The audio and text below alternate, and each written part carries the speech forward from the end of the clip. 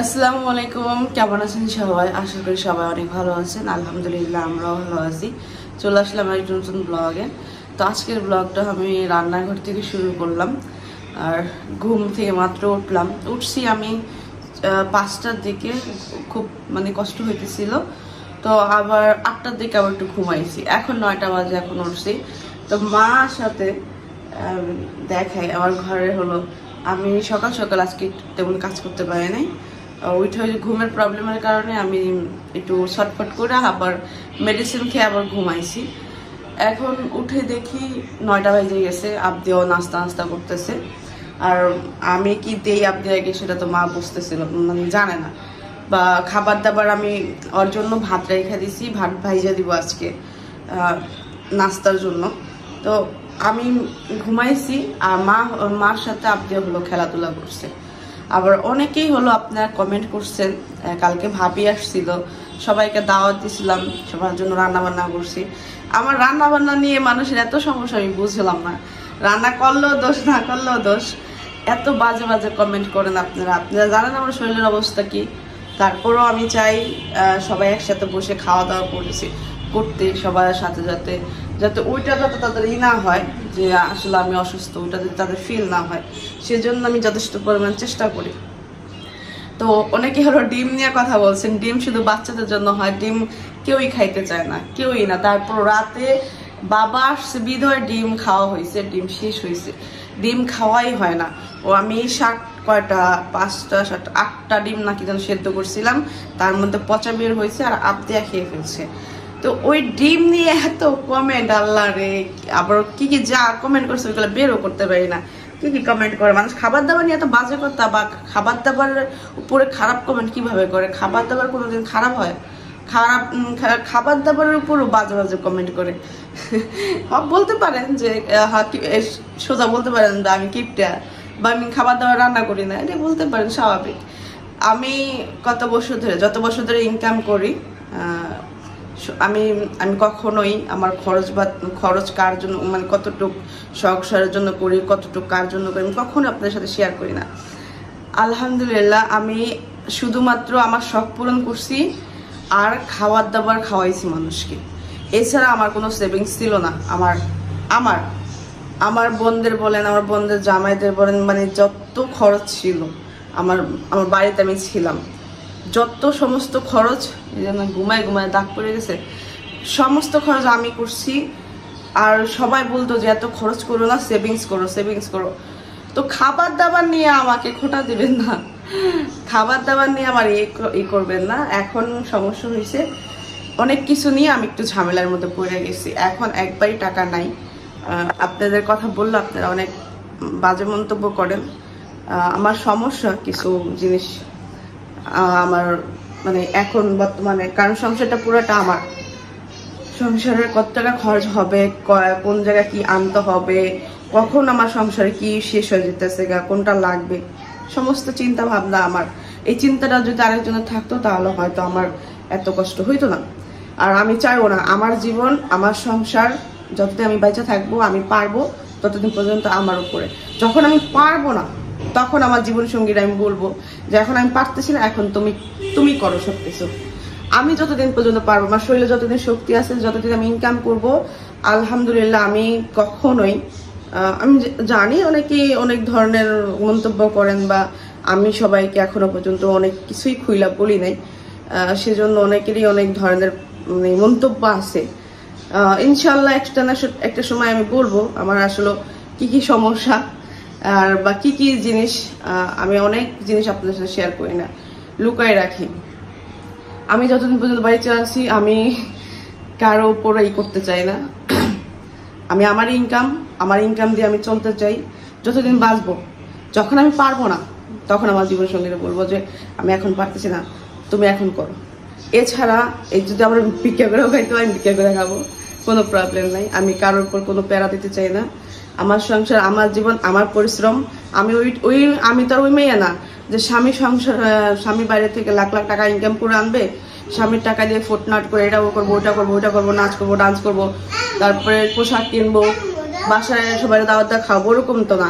আমি ইনকাম করি, আমার ইনকামের উপরে যথেষ্ট পরিমাণ আমি সবাইকে খরচ করে খাওয়াই এবং কি পোশাক দিই, সব কিছু করার ট্রাই করি। এখন আমার একটু সমস্যা হয়েছে, আমি জমি কিনছি, তারপরে গোল্ড বানাইছি, তারপরে হলো কিছুদিন পর আমার স্বামীর বাইক আসবে, তো এই কারণে আবার বাসা ভাড়া নিয়েছি। এখানে অনেক জিনিস হলো আমার নতুন করতে হয়েছে, সেটিংস করতে হয়েছে, তো এই কারণে আমার টাকা পয়সার অনেক সমস্যা, আমি একটু কষ্ট করে চলতেছি, তো এই জন্য আমার হিসাব করে চলতে হয়। আর খাবার দাবার আমি 1 মিনিট আম্মু 1 মিনিট, তো খাবার দাবার আমি বেশি রান্না করি না, সেটা বলতে পারেন যে আমি বেশি রান্না করি না। আগে যেমন অপচয় অনেক বেশি হইতো, এখন আমার খাবার অপচয় হয় না।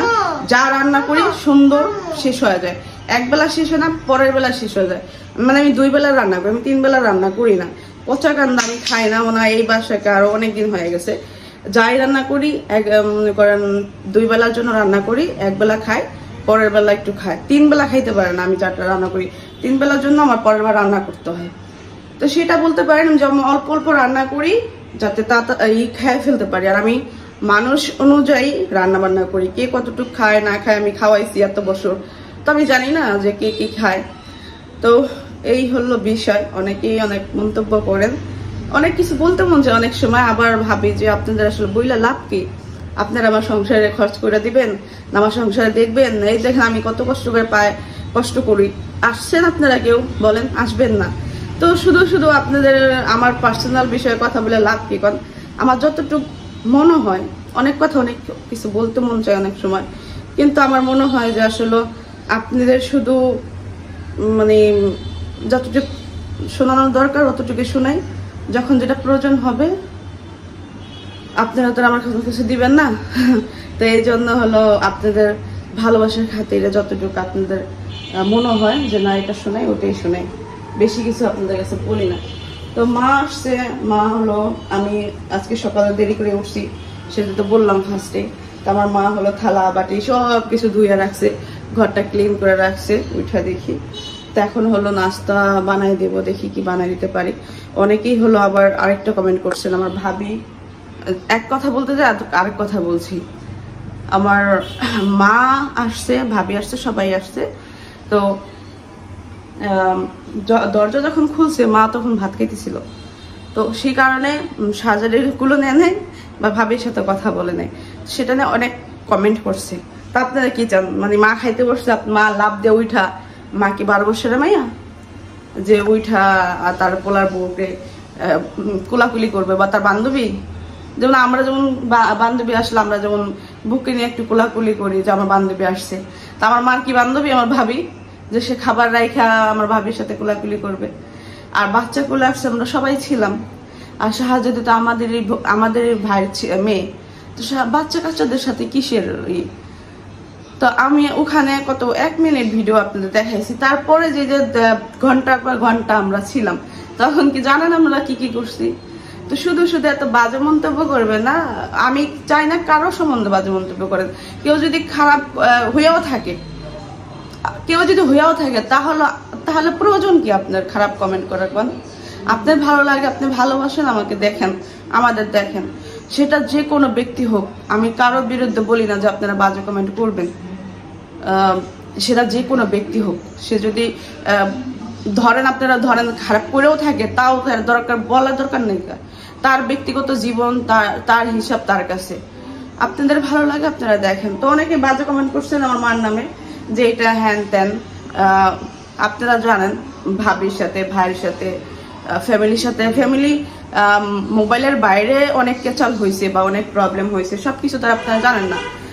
তার জীবন, সে যেইভাবে ভালো পারবে সেভাবে সে গুছাবে, আমার কথা যেটা, সেটার মধ্যে আমাদের বা কাউরে নাক গোলানোর কোনো প্রয়োজন নেই। আমি মনে করি তার সংসার যেভাবে সে ভালো করতে পারবে, যেভাবে সে ভালো থাকবে, সে সেভাবে করুক। কারণ একটা বউকে বলা যায়, মানে যখন একটা বাচ্চা কাচ্চার মা হয় না, একটা বউকে বলা যায় যে তুমি এটা করো, ওইটা করো, ওইটা এইভাবে করো, ওইটা এইভাবে করো। কিন্তু যখন সন্তানের মা হয়ে যায়, আমার অনুযায়ী যে যখন একটা মেয়ে একটা মা হয়ে যায় সন্তানের, তখন তার সাথে কোনো ধরনের আমার মনে হয় না কোনো জিনিস নিয়ে করা মানে কোনো মানুষেরই উচিত। কারণ তখন সে দুনিয়াতে আরো আরো একটা বা দুইটা সন্তান নিয়ে আসছে, তার ওই সন্তানের জন্য চিন্তা করতে হবে এই দুনিয়াতে কিভাবে তাদের বড় করবে, মানুষ করবে, তাদের ভবিষ্যতে কি করবে, কোন জায়গায় থাকলে ভালো থাকবে, কোন জায়গায় কি করলে ভালো হবে।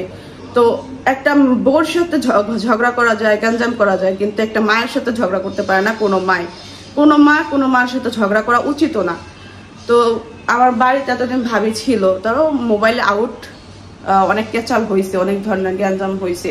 তো সেই উদ্ভবে হয়তো যেভাবে নি খুশি হওয়ার কথা, এটা সত্যি যে যেভাবে নি একজন মানুষ দেখলে খুশি হয়, সেটা কিন্তু আমার ভাবিও হইব না, আমার মাও হবো না। একলা যে আমার মাকে বলবেন তাও কিন্তু না, আমার মাও কিন্তু অত ওরকম ভাবে খুশি হবে না, আমার ভাবিও কিন্তু ওরকম খুশি হবে না। এই যে দেখেন দুজনে রেডি হয়ে গেছে। যাও কোনটা থাক, নিয়ে যাও, খেলবো না, যাও নিয়ে যাও। তা আমরা হলো মানে আমি যাইছি যেটা অনেক গরম সাবিনাপুরদের বাসায় এখন, তা আমি ভাবলাম পরে যাই আমরা। আর আবদিয়া হলো যাওয়ার জন্য পাগলামি করতেছে, মানাতের সাথে খেলবো, এই জন্য মা হলো আবদিয়া নিয়ে যেতেছে। যাও তাহলে।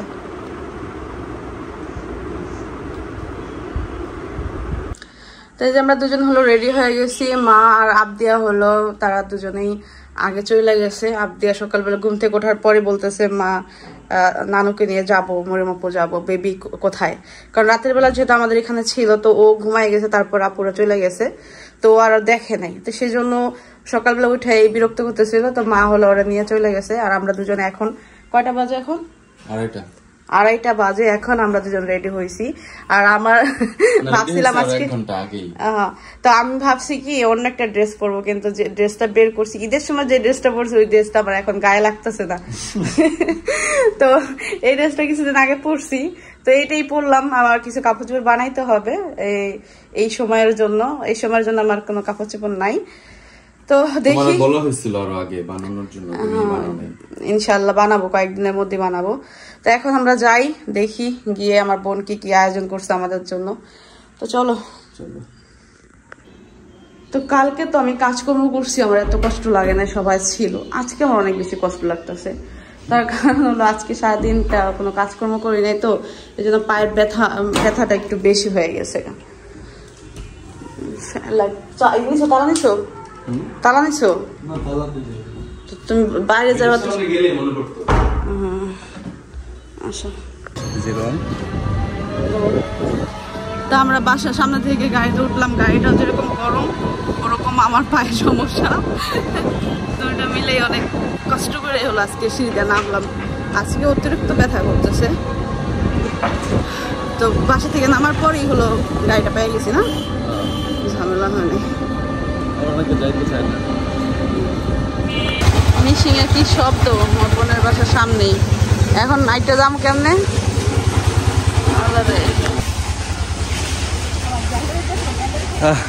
এই গানটা চাপাই পারবা না, হুদা এর দেখা মুখের ইয়া করে লাভ নাই।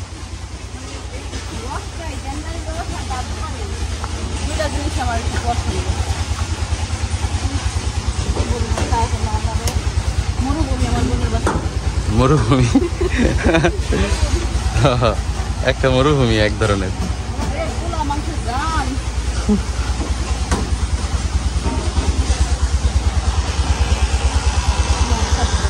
মোহাম্মদ টাইসুত কি রে, তুই মালকান্দি জায়গা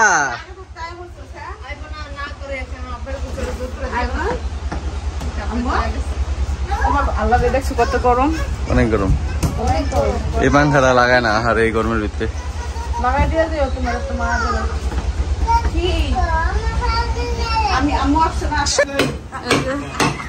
বোনের বাসা আইসি, বোনের বাসা হলো এই যে ড্রয়িং রুমে হলো ফ্যান লাগায় নাই আমার দুলাভাই, এই যে আমার বিখ্যাত হ্যান্ডসাম দুলাভাই, তো সে হলো লাগায় নাই। তো মা মানে আমার বলতেছে যে যদি আজকে ফ্যান না লাগাস তোকে বাদ দেবো না। তা আমরা আসছি, আসার পরে ওই যে বাবু হলো ফ্যান লাগাইতে বসে পড়ছে। আরো কাটা লাগবে না, ব্লেড দিয়া হলো কাটতে হয়, মানে এইগুলা কাটার যে ব্লেড। মার খাওয়া দিতেছে, খাইতেছে। গরম, এত পরিমাণ গরম, মায়া মানে আগে বাগে আইছে, আমি এই জন্য গরম দেখে আমি কইছি আমি এখন যাবো না। তাপ দেওয়ার মানে কান্নাকাটির কারণে মা হলো নিয়ে এসে তাপ দেওয়ার যে গরম। ইস ইস আমি তো খাও, একটু খাও। আমি তো খাইবে রান্না বান্না হয়ে গেছে, কিন্তু আমরা আসলে ফ্যানের কারণে এখন খাইতে পারতেছি না। এই যে দেখেন আমার বোন অনেক কিছু আয়োজন করছে। এই যে আমার বাবা আসছে আজকে, তারপর মা আছে, মোহাম্মদ আব্দের ব্যাগের মধ্যে ক্লিপ কো, ওই যে তোমার ওখান থেকে ওই পুতুলের থেকে ক্লিপ গুলা খোলাও গা, যাও তোমার ক্লিপ যাও নাও গা, যাও যাও যাও, ওই তোমার ক্লিপ তুমি নিয়ে আসো। আমার আব্দের ব্যাগের মধ্যে অনেক ক্লিপ থাকে, টাকাও থাকে। আব্দের টাকা কই? ব্যাগের মধ্যে টাকা ছিল, টাকা কই? হ্যাঁ কানবো না আমার মাইয়া, আর মাইয়ার ব্যাগের মধ্যে টাকা ছিল, ই ছিল। ফ্যানটা ছাড়ো মরম। আব্দি পাশে বসো মা, আমি চেয়ারে আমি ইয়ে বসি।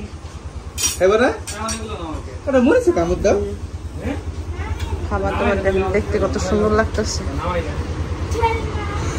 তো এই যে অবশেষে দেখেন ফ্যান আমার জামাই আমার বিয়াই ই কইরা লাগাইলো না, উড়াউড়ি কইরা। দেখি এটা কি দুলাভাই আসছিল? তাই নাকি? লাস্টে আমার দুলাভাই কাটছে। তার মানে কি দেখালো? তোমরা যারা মানে ভয় পেতেছিল, আমরা একটু মনে করো যে মায়া দয়া করে কোবাইতেছিলাম। হ্যাঁ হে ধাম ধুম কোবাইছে, কি কোবাইছে একটু মানে ইয়ের মতো, আজলের মতো। হে তো জানে এটা কদ্দুর কাটলে কদ্দুর যাইবো। সবকি আছে পারতে, তুমি পারো না এই কয় কি অনেক বাড়ি ধরে রাখা যায় না। না আমি তো আস্তে আস্তে ইয়া করতে না, ও মনে করতেছে না না সমস্যা, ওই ভয়ে ছিল। ওই দিন আমি বাইরে দেখছি ভাইয়া উড়া দুরা কোবাইতেছিল। আরে বোকা শোনো শোনো, আমি ওদিনকে বাইরে দেখছি উড়া দুরা কোবাইতেছিল ওই যে ওইটারে। এই জিনিসটা এমন শক্ত যে ওম দিয়ে বাড়ি দিতে। হ্যাঁ ওইভাবে বাড়ি দেবো। যাক অবশ্যই আমরা ফ্যানের নিচে বসে খাবার খাবো, এটাই আমাদের কাছে অনেক। বসো সবাই বসো, রেডি রেডি রেডি দাও, সব একটু একটু করে দাও।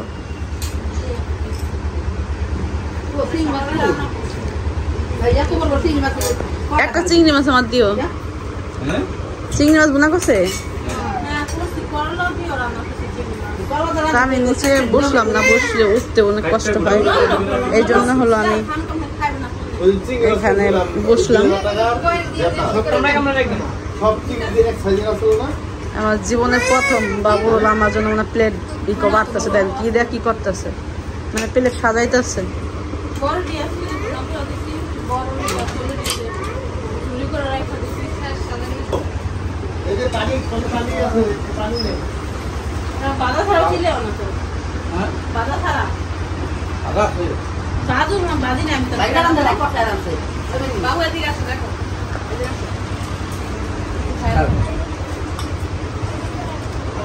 আমার বোন আজকে কি রান্না করছে আমি শেয়ার করি।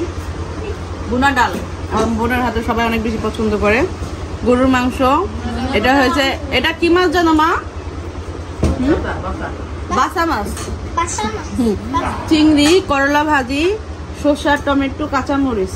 আর এই প্লেটটা সাজাই দিছে হলো মিস্টার বাবু, মানে আমার স্বামী সাজাই দিছে।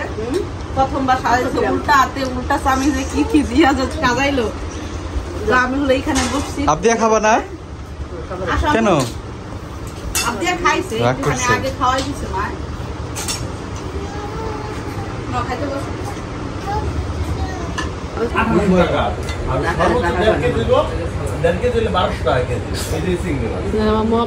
লেবু খাইতেছে। ওই যে আমাদের মাছ তো অনেক দাম, মাংস মাছের তো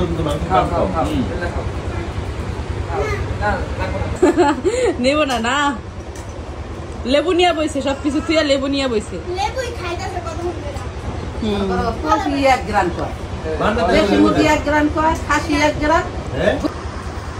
আব্বার খাওয়া এগুলো না কেমন হয়েছে খাবার? আব্বা সবার আগে বইছে। আব্বা খাবার কেমন হয়েছে? চিংড়ি মাছের তরকারি আব্বার পছন্দ হয়েছে বেশি, কিন্তু যে যে খাবারগুলো আমার আব্বার মানে পছন্দ ওই খাবারগুলো আব্বার অ্যালার্জি, তো সমস্যা এই জায়গায়।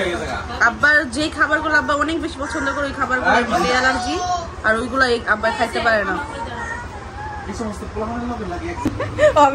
যেমনই খাওয়াই না মানুষ এমনই উপর থেকে আগে টিকটিকি করছে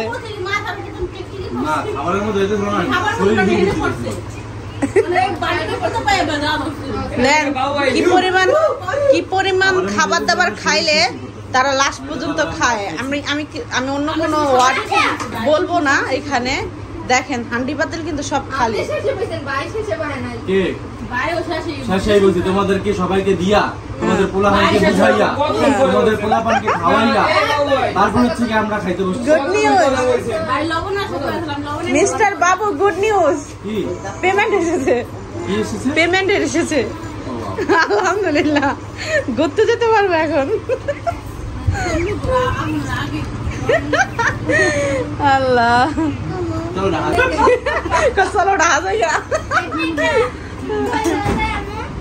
ঢাকা কই যাইবা? শিশু পার্কে? শিশু পার্কে হ্যাঁ তোমার বাইকে না খাসে রব না অদৃষ্ট নগর যাও।